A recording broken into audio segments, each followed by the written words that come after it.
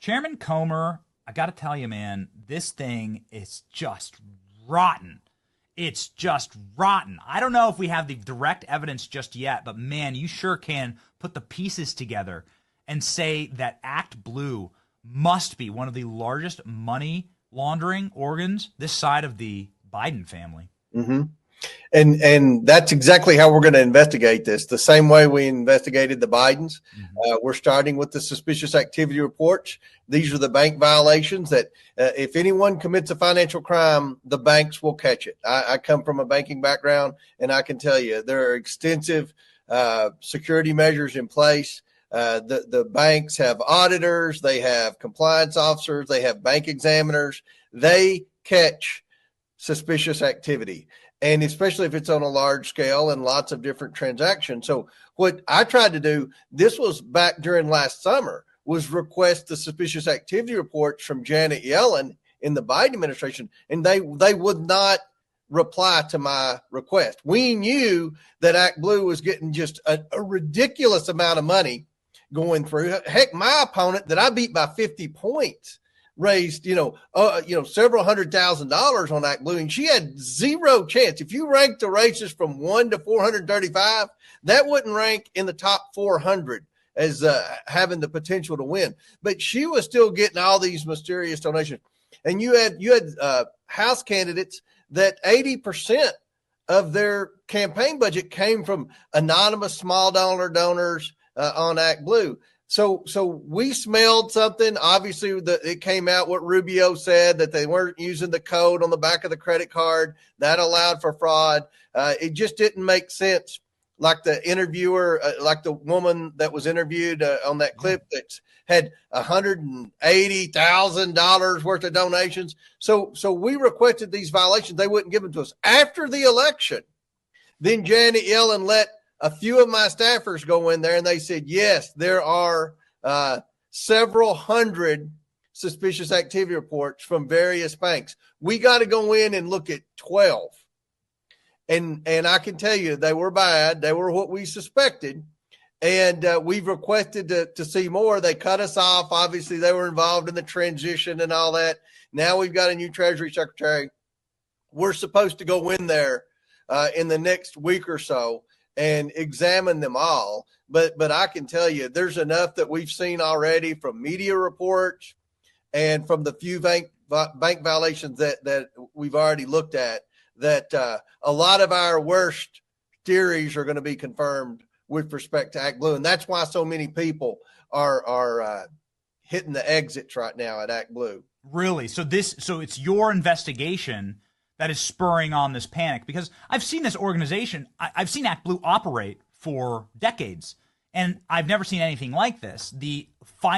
Everyone's left. All the leadership's gone. The lawyers are fleeing. I mean, listen, man, when the lawyers are fleeing and getting locked out of their computers and sending threatening messages about whistleblowers, you're cooked, right?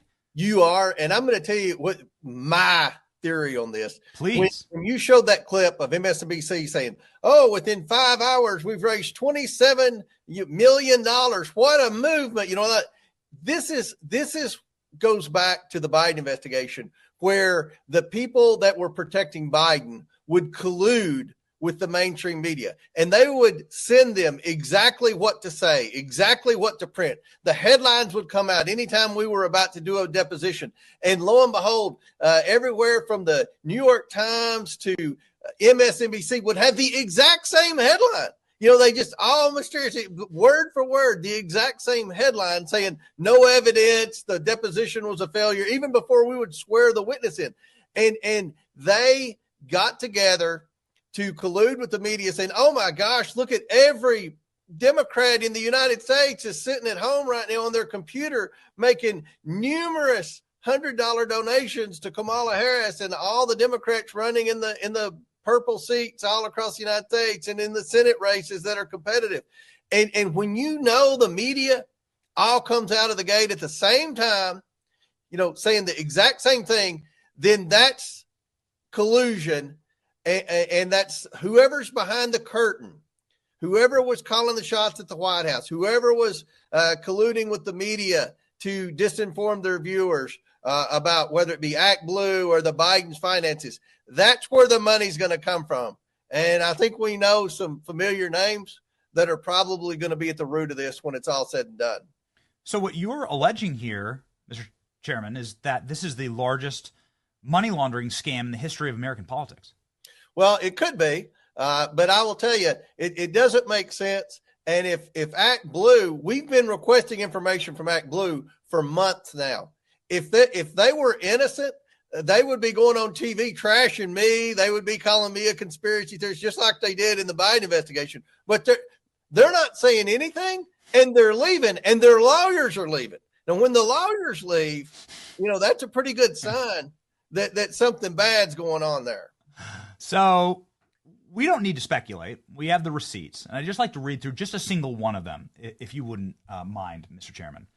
Carrie Alberti, not trying to pick on this sweet 80-year-old woman from Richmond, Virginia. She lives in a rent-controlled apartment, $2,000 a month. It's got to just be like a very humble little place there. Mm-hmm. Richmond's a nice city, nothing wrong with it. But hey, listen, she just happens to be an 80-year-old on a fixed income, surely on Social Security, not living large. 22,619 donations in the last 500 days, Mr. Chairman, totaling $800,397. This is a enormous amount of money. We just rounded up to nearly $1 million donated by this little old lady on the fixed income. Right. How's that possible exactly? Well, she'd have to have a pretty big credit card limit to be able to do that, because you do it through credit cards and or wire transfers or whatever. But whether it's through a credit card or whether it's through a wire transfer to ActBlue, there's a bank. It starts at a bank. That's the key to money laundering. It has to start out at a bank. Some bank has to do the transaction, and some entity has to collect the money. So it's a bank. And if that bank, if it's the same bank or numerous banks, they're going to catch suspicious activity. Here's an old lady that's her average credit card bill is $350 a month, but suddenly she's putting $15,000 a month in ActBlue donations on there. The banks will flag that, and all that information sitting in Treasury. And you're like, well, what's it doing in Treasury? FBI is supposed to look at it, all this stuff. So there very well could be an investigation by the FBI. They could have started it long before the Trump administration started. But at the end of the day, I think what you're going to see here is there was a cover up, just like what we found with the Bidens. It wasn't just the Biden crime. It was the government cover up. And you and I have talked about it several times, Benny. What you're going to see here with ActBlue is that there were agencies in the federal government that knew that all this money was being laundered into ActBlue. It's not humanly possible to raise that much money. There aren't enough Democrats in the United States to make that many donations to add up to the billions and billions of dollars. Yes. It's not possible.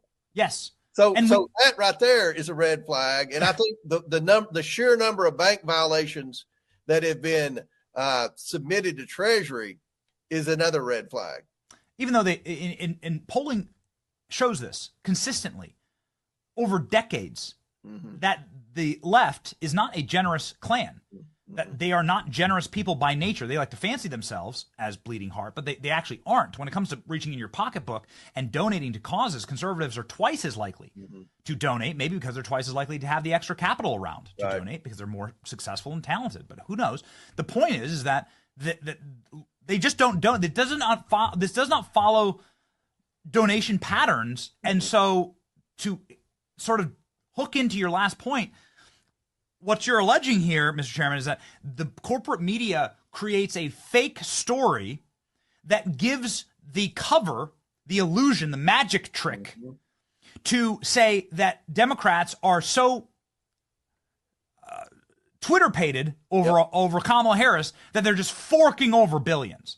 Absolutely. Right? It's a fake story, and what that does is it is a mask to cover the money laundering that's happening by maybe a few key individuals or foreign entities, or who the hell knows, somebody in China, somebody in Iran, that is actually funneling through donors. Am I getting this correct? Because I don't have a banking background. Funneling through donors, small dollar donors, all of these donations. Yeah, it has to start with a credit card or a bank wire. So hopefully we'll be able to start tracing, and it's going to take a lot. It's going to, it's very complicated to trace a laundering scheme, a shady financial scheme. And we were just tracing one family, and it took a long time because it went through a lot of those shell companies and this and that. I don't think you're going to find shell companies here. You're going to find credit cards. And again, because they didn't have that code that Marco Rubio was talking about, it made it easier to do. People say, okay, this is a credit card. It's in Benny Johnson's name, but it's really not in Benny Johnson's name. But this credit card, with a $10,000 limit, on the first day it's issued, $10,000 gets charged to, on the credit card to all to the same entity in, tons and tons and tons of $10, $25 increments. That is a red flag. And the banks will catch that. So that's where we're going to go with our investigation. And, we tried to do this before the November election, but the Biden administration would not cooperate with us. They would not cooperate with us. But by the media saying that, remember, when Kamala Harris, when Joe Biden filed for re-election, the Democrats wanted to get rid of Kamala Harris. They wanted to put someone else on the ticket because she was an ineffective vice president. Nobody liked her. She couldn't keep staff. She had the highest staff turnover of anybody in the history of the vice presidency. And yet when Joe Biden, after the debate, they realized they had to get rid of him, and they couldn't get rid of Kamala because, that would look bad. She was a female and she was a minority, and that went against everything that they said with DEI and all of that other stuff. They came up with this. Okay, let's say there's just this mass movement of support for her. And $27, billion comes in, over, all this money, or $27 million comes in just overnight. And, the momentum starts, and the media goes with it. Say, oh, look at this. This is a grassroots movement like we've never seen. People are giving every penny they have to see that Kamala Harris is president of the United States. There was no excitement for Joe Biden, but now everybody's excited about Kamala Harris. I have seen this play out time and time again, where the media, the liberal media, colludes with some Wizard of Oz character that was operating the auto pen in the White House, signing all the executive orders. Someone is telling them what to print to make it look like, the Democrats are have all the momentum and the Republicans are tanking. Right. And the easiest way to do that is to show record fundraising numbers that nobody could possibly track. Right. Even though every time I go to a gas station that's not my normal gas station, my bank sends me an immediate text message. Yep. Is this you? Is this fraudulent? Exactly. Yeah. The banks catch it. The banks will catch it always. Yeah. Every time. Final question on this topic, and then one or two more places I want to go with this. Do you have any have you asked Cash? I know you were very close with Cash. Have you asked him if there's an open FBI investigation into this? Yeah. Do you have any confirmation that there's heavier federal force being weighed upon ActBlue? Yeah, I promise, Cash, I won't talk about our conversations on interviews, but I'll just say this. I have 100% confidence in Cash Patel, and I am so excited. I just light up when anyone mentions Cash Patel's name because I've had to deal with Christopher Wray for the last 2.5 years. Cash Patel is a breath of fresh air, and I think that we got the right guy in there. That's all I can say about that. Okay, so on a sort of broader scale, Mr. Chairman, could we see federal charges? I mean, is this the point right here? Because clearly these are huge crimes. Well, I'll tell you, we'll turn over a report once we go through all those bank violations. And again, those aren't common like the media would said about the Biden suspicious activity report. It's not common for a bank to file those suspicious activity reports. And when you get hundreds of them, then there's a pattern of bad behavior there. So we'll go through those as quick as we can once we get in there. And like I said, I think we'll be in there hopefully within the next 2 weeks, within the next week. And we'll start going through all those. We'll issue a report and turn it over to the FBI and the Department of Justice. And we'll see what happens there, because there's just a lot of things, especially if it's foreign money.